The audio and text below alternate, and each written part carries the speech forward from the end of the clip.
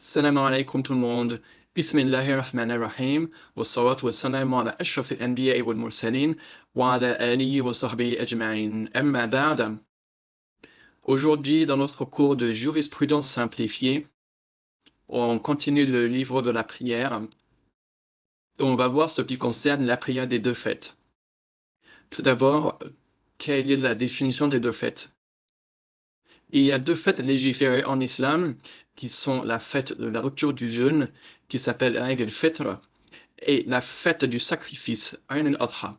Ce sont deux fêtes qui ont lieu à des occasions religieuses. La fête de la rupture du jeûne, elle a lieu à l'occasion de la fin du jeûne du mois de Ramadan. Et la fête du sacrifice, elle a lieu le 10e jour du mois de Dhul Hijjah, pour la conclusion des 10 jours de Dhul Hijjah, des jours du Hajj, et c'est le jour du sacrifice. Et en arabe, on appelle ces fêtes Eid parce que ça vient du mot Aada qui signifie revenir et se répéter régulièrement à un moment précis. Ces deux fêtes, ce sont les seules célébrations annuelles qui sont légiférées en islam. Il n'y en a pas d'autres. Toutes les autres fêtes religieuses qui existent ne sont pas légiférées et sont d'innovation. On a par exemple la fête de la naissance du prophète sallallahu alayhi wa sallam, c'est une innovation. Les fêtes d'anniversaire, les fêtes du Nouvel An, que ce soit le Nouvel An grégorien ou le Nouvel An de l'Hégire. Maintenant, on va parler du jugement de la prière des deux fêtes. La prière des deux fêtes, c'est une prière qui est légiférée, et il va y avoir divergence parmi les savants quant à son obligation ou non. Certains disent que c'est une obligation collective ou communautaire, car elle fait partie des rites apparents de l'islam.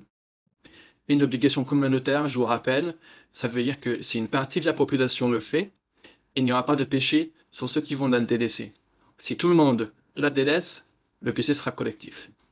Le prophète sallallahu alayhi wa sallam a toujours veillé à faire cette prière, ainsi que ses compagnons après lui.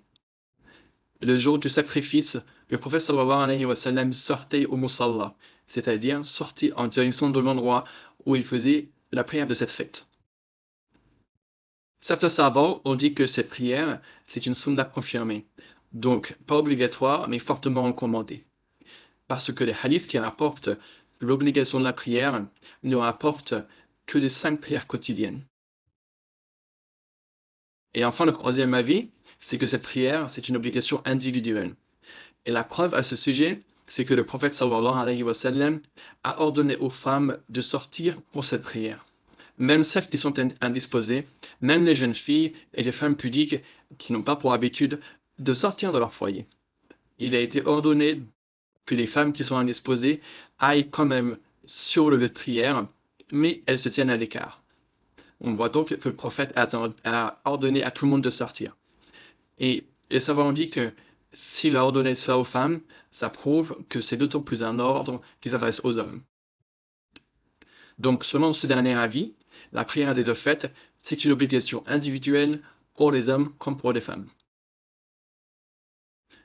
Les conditions maintenant de cette prière, il y en a 3. Tout d'abord, l'entrée du temps de prière. Il n'est pas autorisé de la faire avant l'entrée du temps. Deuxièmement, il faut un nombre suffisant de gens qui prient, qui est de 3 ou plus. Donc au minimum 3. Et ça vaut aussi pour la prière de la Jumu'ah. Je pense d'ailleurs l'avoir oublié quand j'ai fait le cours sur la Jumu'ah. Et la troisième condition de la prière des deux fêtes, c'est la résidence. Donc cette prière n'est pas obligatoire pour le voyageur. Maintenant, on va voir où est-ce qu'elle a lieu. Il est recommandé de la faire à l'air libre, dans un endroit vide à l'extérieur des bâtiments, des constructions. Et ce, d'après le hadith de Abi Sa'id al-Khudri, qui a dit que le prophète sallallahu alayhi wa sallam se rendit au musalla, c'est-à-dire sur le lieu de prière, pour la prière des deux fêtes. Et le but de cela, Allahu a'lam, alors c'est mieux, c'est que c'est pour rendre apparent ces rituels. Mais il est quand même autorisé de faire ces prières dans les mosquées en cas de pluie ou de vent ou autre chose semblable qui vous rendre difficile la prière si on reste à l'extérieur. Maintenant, son temps. Quand est-ce qu'on l'a fait?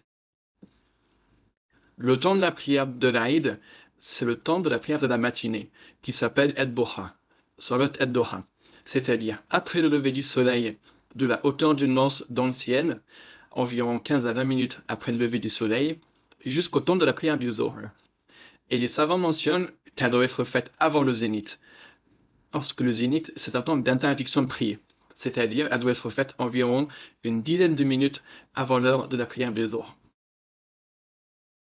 Et la sola sera différente selon la prière de quelle fête, parce que ça a été rapporté d'une manière différente du prophète sallallahu alayhi wa sallam. La prière du sacrifice, il est recommandé de l'accomplir dès l'entrée de son temps. Et la sagesse à ça, c'est que le jour de la fête du sacrifice, les gens ont besoin de se libérer rapidement pour aller sacrifier leurs bêtes. C'est pour ça qu'il est recommandé d'accomplir cette prière dès l'entrée de son temps. Quant à la prière de la rupture du jeûne, il est recommandé de la retarder après l'entrée de son temps. Et ce, parce que les gens ont besoin, avant la prière, de pouvoir verser l'aumône de la rupture, zakat al-fitr. C'est pour ça qu'il vaut mieux qu'elle soit retardée après l'entrée de son temps.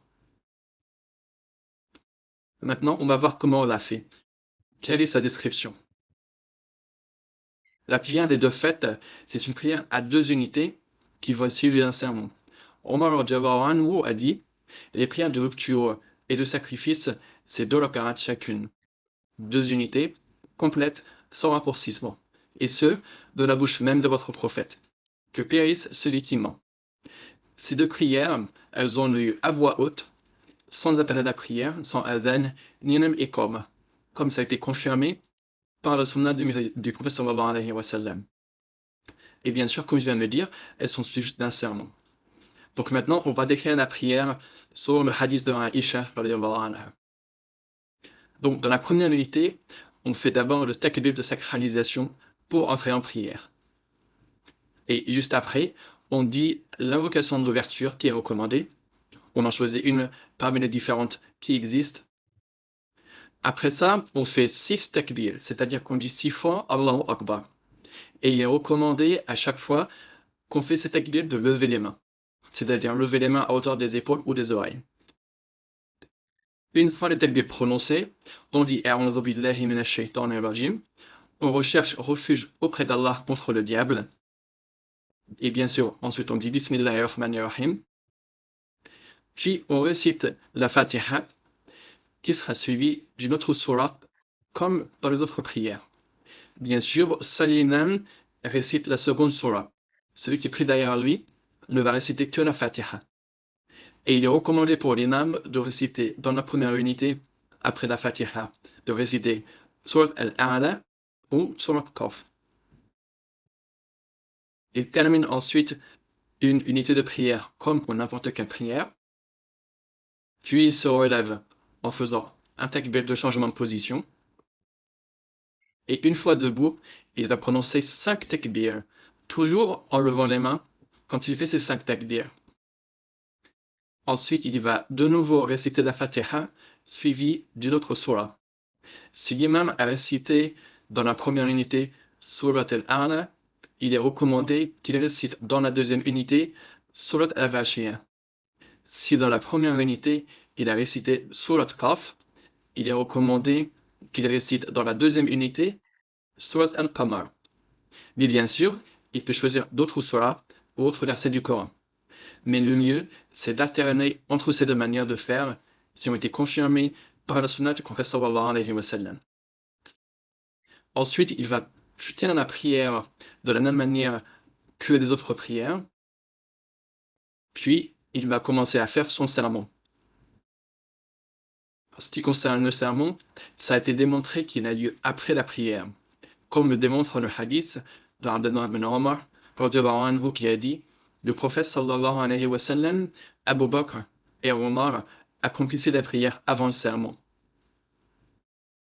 L'imam prononcera donc un ou deux sermons, comme dans la prière du vendredi.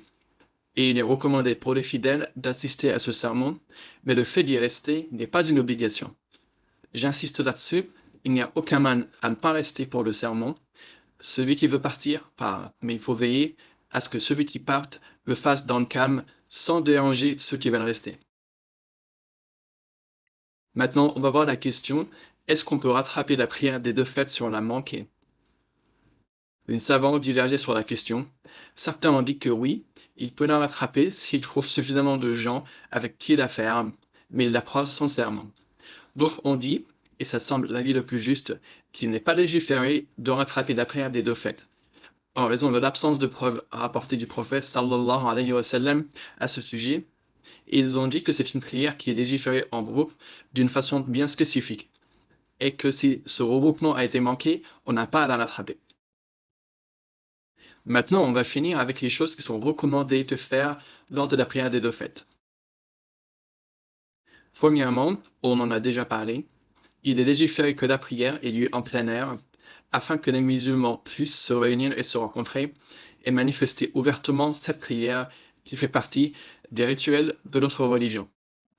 Et si ce n'est pas possible de se réunir en plein air, alors il n'y a pas de mal à accomplir la prière à la mosquée. Autre chose recommandée, il y a le fait d'accomplir la prière de la fête du sacrifice dès l'entrée de son temps, comme on l'a vu, et de retarder la prière de la fête de la rupture, afin de laisser aux gens le temps de sortir la zakat du fitr. Troisièmement, il y a le fait de manger avant de sortir de chez soi, pour aller à la prière, en ce qui concerne la prière de la fête du rupture du Ramadan, l'Eid al-Fitr. Le mieux, c'est de manger quelques dates avec un nombre impair. Pour la fête du sacrifice, c'est l'inverse, Eid al-Adha. Il est recommandé de manger qu'après la prière.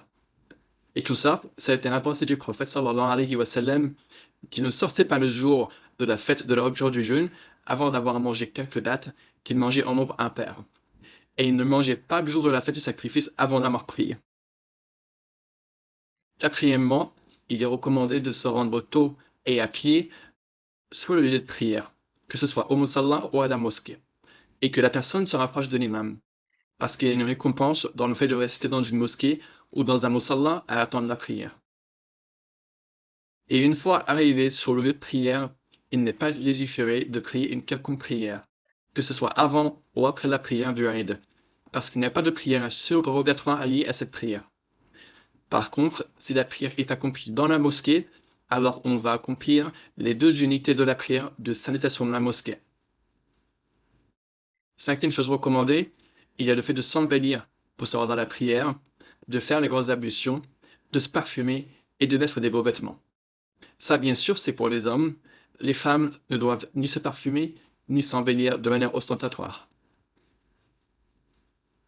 Sixième chose recommandée, c'est que le sujet du sermon prononcé soit un sujet global sur les différents aspects de la religion. L'imam, il est également recommandé qu'il rappelle aux fidèles les règles de l'aumône de la rupture du jeûne, ou alors encore les règles du sacrifice. Il est également recommandé de parler spécifiquement aux femmes, si elles n'ont pas moyen d'écouter le sermon qui était fait aux hommes. Parce que le prophète sallallahu alayhi wa sallam prenait le temps de faire un sermon pour les femmes, pour les exhorter et pour les rappeler. Autre chose très importante qui est recommandé de faire, c'est le fait de dire différentes formules de rappel. Et la plus importante, c'est le takbir. On les dit sur le chemin en allant vers le lieu de prière, et même une fois arrivé, et ce jusqu'à la venue de l'imam. Et on prononce différentes choses qui sont légiférées, la plus importante étant le takbir, et on dit Allahu Akbar, Allahu Akbar, Allahu Akbar, La ilaha illallah, Allahu Akbar, Allahu Akbar, Allahu Akbar, Walillahi hamd. Et ce takbir, c'est en fait un ordre d'Allah, comme il est dit dans le verset 185 de Surat al-Baqarah, afin que vous complétiez le nombre et que vous proclamiez la grandeur d'Allah pour vous avoir guidé. Et ce takbir et ces rappels, ils sont légiférés pour les hommes. Il faut les faire à voix haute, et pour les femmes, elles les feront à voix basse. Une fois que l'imam arrive, on arrête de faire le takbir. Huitième chose recommandée, il y a le fait de prendre au retour un chemin différent de celui qu'on a pris à l'aller. Parce que le prophète sallallahu alayhi wa sallam faisait ça. Donc si on fait ça, tout d'abord, au mieux on pratique cette sunna, et on prend pour modèle le prophète sallallahu alayhi wa sallam. Et également, les savants ont mentionné une certaine sagesse. Parmi elles, il y a le fait que ce rythme, que ce rituel soit manifesté ouvertement. C'est-à-dire que les fidèles passent en différents endroits. Et cela permet aussi de rencontrer différentes personnes sur différents chemins, de se saluer mutuellement, et ainsi de suite, parmi les bénéfices qu'on peut obtenir en faisant cette sunna. Et enfin, parmi les choses désespérées, il y a le fait de manifester notre joie. Car ces 2 jours, ce sont 2 jours de fête pour les musulmans. Ce sont des jours où il est recommandé de faire preuve de joie, de rencontrer les frères et les sœurs avec un visage radieux et souriant, et de chercher à se rendre heureux les uns les autres. Parmi les choses pérennisées également, il y a le fait de s'adresser des félicitations et de se dire le doua, l'invocation تقبل الله منا ومنكم. تقبل الله منا ومنكم. Qu'Allah accepte de nous et de vous les œuvres pieuses. On peut également dire Aïd Mubarak ou Aïd Saïd. Et également quelques autres formules que les gens sont habitués à se dire les jours de fête. Et il n'y a également aucun mal à se serrer les mains, à se faire des accolades, à s'embrasser pour se féliciter. Voilà, c'est tout pour aujourd'hui. Barakallahu li wa lakum. Subhanaka Allahumma wa bihamdik. Ashhadu an la ilaha illa ant. Astaghfiruka wa atubu ilayk. Assalamu alaikum wa rahmatullahi wa barakatuh.